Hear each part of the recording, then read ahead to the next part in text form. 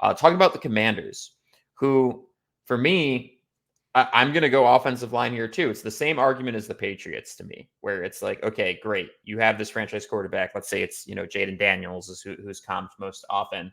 And yet your offensive line sucks. And so this is another one where I think pass blocking matters a little bit more than run blocking. I don't know what their identity is going to look like as a team, really. I don't think anybody does. I mean, we know what Kingsbury likes to do. And it is a lot of passing. So I like Ogu Fashanu to this one as well, or potentially a Joe Alt as well. I think they both would be, again, just staple.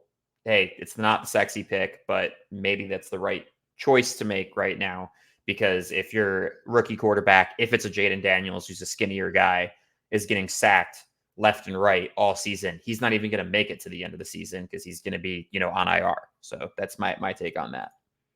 Yeah, I mean, I think 100% without a doubt, the best fit is Caleb Williams. And, the reason why I'm so high on Caleb Williams as a Commander, and I have some concern, real concern with him anywhere else, is the chemistry and relationship that he already has with Cliff Kingsbury and the unique offensive structure and relationship play caller to quarterback that presents, right? It's that Lincoln Riley, Kingsbury, that branch of play caller and quarterback relationship. It's unique.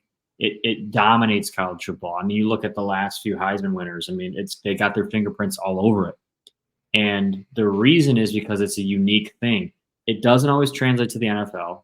He had some early success with, kind of how he was able to utilize Kyler in Arizona. And I just think that Caleb presents a perfect situation for him. And I'll be honest, and this is as bold as a statement as it gets. Cliff Kingsbury, if he doesn't get Caleb Williams, will fail in this role in Washington, no matter who they get at the quarterback. I don't care who it is. If it's not Caleb Williams, he'll fail. And if Caleb Williams doesn't go to the Commanders, he'll fail. In the grand scheme of in terms of expectations of what Caleb Williams has, if he's not a Commander, he will fail to live up to the expectations that people have. He'll be a middle of the pack quarterback. If that, he'll be, kind of bounced around. He'll be good in moments, but will he ever get the job done? Will he ever be a franchise guy that you talk about for years and years to come? I don't think so. I really don't. But if he's with Washington and he teams up with his old buddy, I think there's a shot that he could be a legitimate all-time great, player in this league. That's how good of a fit. That is a super bold take. I don't know if I can get on board with that, but you heard it here on the podcast. Michigander, Detroit Lions fan, is not afraid of Caleb Williams and the Bears this coming season here. And look, I based off of how they handled Fields, I do not have a lot of confidence in their ability to run an efficient offense with their current coaching regime. I'll say that much. So I don't totally disagree with you there. I just feel like Williams is walking into an incredible situation. I mean, you couldn't be walking into a better situation from a personnel standpoint as he's walking into, but that can ebb and flow. So who knows? All right, next one, the New York Football Giants. Another team that I think really, really, really would benefit from having a true weapon wide receiver number one. And this guy probably will go to the Giants, assuming that they, don't get the quarterback itch too much in this draft. And that's Malik Neighbors. I think the Odell Beckham comps have been, all over the place, but they're there and there's a reason for that. There's a lot of similarities, and the Giants really haven't had what that did. We saw what that did for New York when they had him there. I was going to say the Giants haven't had a number one receiver really since Odell Beckham. So let's change that. Let's lock in Neighbors, do it special, make it happen. I actually think, that's what's most likely to happen. But I actually think Rome Odunze is a better fit to them than Neighbors. Just based on the situation they currently have at quarterback, you need a guy who, no matter where you put the ball, he's going to come down with it. Malik Neighbors, the one thing that you can knock, when you compare him to Harrison and Odunze, is that neutral ball catching. That's the only thing that those two guys have him beat at, right? Everything else I check to Neighbors, but that neutral ball coming down with it in tight coverage, I give to Odunze and Harrison. And Odunze is probably going to be there. And I don't know how you pass up somebody that can just make every catch no matter if he's open or not, because let's be honest, it's not like the Giants are going to scheme up some crazy stuff to get their guys open. Daniel Jones he's not going to throw a perfect ball, right? Some of those routes that Neighbors runs well, like it takes a good quarterback to get him the ball. And Odunze just like doesn't matter. Just like throw me the ball no matter what happens here, and it's a safe bet. So that is why I kind of like that fit a little more than Neighbors. Obviously, I'm not going to complain if they draft Neighbors or Harrison or anybody. I just like Rome Odunze in this role a little bit better. Yeah, no, I don't disagree with that at all. It's the same like maturity argument where it's like, okay, like, how well are you going to step up to the plate right away and handle whatever is tossed at you at the NFL level? All right, how about them Cowboys who made basically 0 moves in free agency? So that looks like they're looking to continue to build the team through the draft, probably because they can't afford to make any free agency moves. Who do you like? I got a couple interesting ones for you, John. And this is just any time in the draft, but we're talking about best fits. Doesn't have to be their first pick, but Blake Corum in this Dallas system, right? They want to run the ball first, and they have to have a running identity for them to do what they need to do.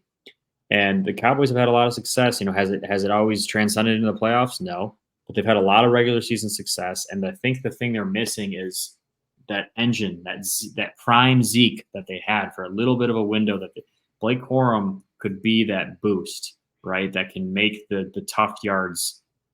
He can do that, right? He can get you the tough yards. He can fight through. He can pass protect for Dak. He can add a layer of security for Dak, and he doesn't have to worry about the pass rush as much.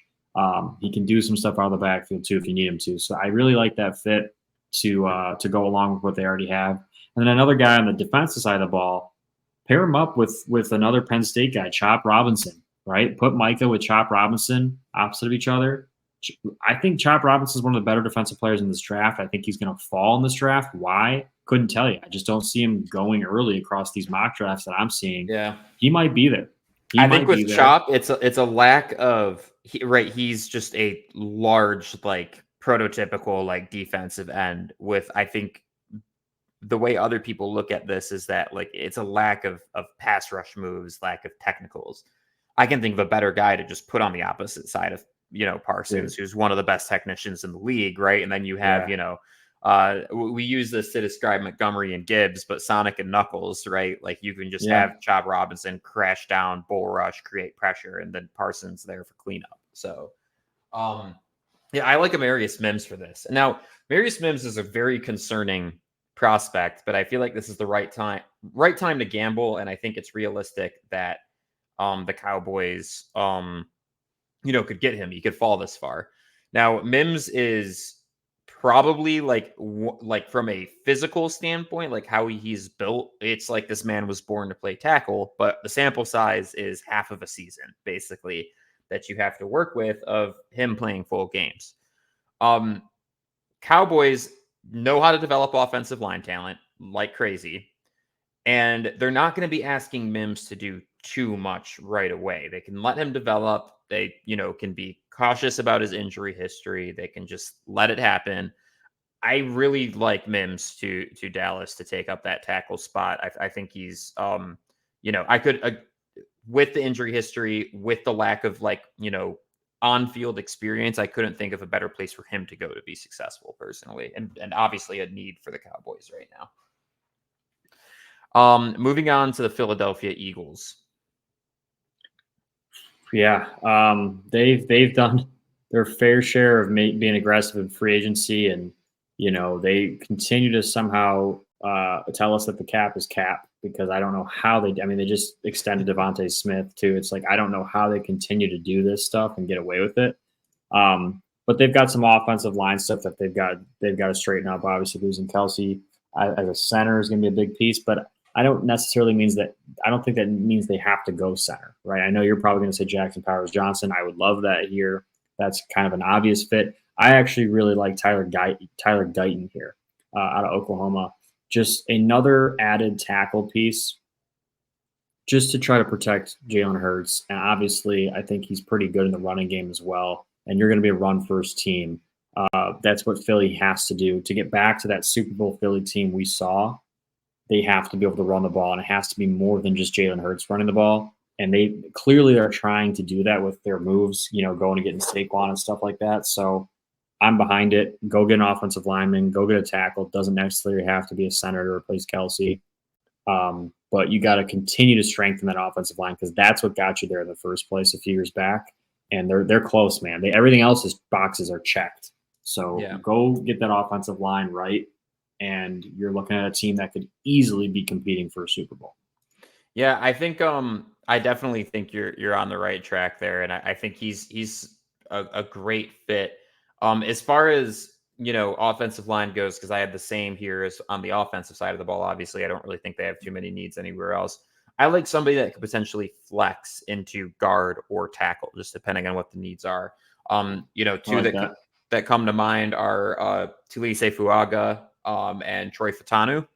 Both of them can be tackle or guard, right? You're getting either a stud right tackle or a really, really good guard. I like Fuaga better because of the fact, as you were saying, Mark, strong need to establish the run. They need to get that run established. They got Saquon. What better than take the biggest mauler, angry tackle that you could imagine? And then defensively, which Mark, you sent me this guy, and I looked more into him, and I actually think this is probably the area that he would be the most successful in. Doesn't have to travel super far from where he's at right now, too. That's cornerbacks Max Melton, who I think is just he might not be a CB1, right? But that's the best part about going to Philly is he wouldn't have to be. You're talking, Slay, CJ Gardner-Johnson, Blankenship, like they're secondary is already really, really good. And so I can't think of a better situation for him to develop into, an NFL corner than the Eagles. I think that would really. I love Melton, dude. Such a good prospect in my eyes. Another slept on guy. Yeah, I mean, and Mark, I'd like for you to probably even speak just on his talents a little bit better, because another guy that I just feel like is not being talked about at all. People listening to this might be hearing his name for the first time because he's a cornerback at Rutgers who doesn't win a lot of football games, but man, he has all the NFL traits that you potentially need. Yeah, no, the biggest thing for me with him is his skill at the point of breaking up the pass, right? So when it comes to coverage and transitioning your hips and getting in and out of breaks, like he does all of that well, fine, right? But there's a lot of guys that do those things well. What separates him from what I've seen other people, like what stood out to me about him compared to these other defensive back prospects, at the point of the catch, he's so damn impressive with just being a gnat. Like he causes problems for receivers, and he never makes it easy to catch a neutral ball. He knows how to get his hand in there at the right time, with the right play, with the right angle. And he knows how to create pass breakups, and he knows how to pick the ball off when given the opportunity. And he creates those opportunities very, very well. He'll trap quarterbacks, he'll bait quarterbacks. He's a very savvy, smart guy out there. And that kind of play separates, and he's not afraid to hit either. So he kind of is the full package. And for some reason, he's just not being talked about a lot. Yeah. Hey, and that could, I know we already talked about him. That could benefit a team like the Lions or something like that too, who I really think that if they're not sold on a corner in the first round, they're not going to go for one if there's any, historical precedent to that.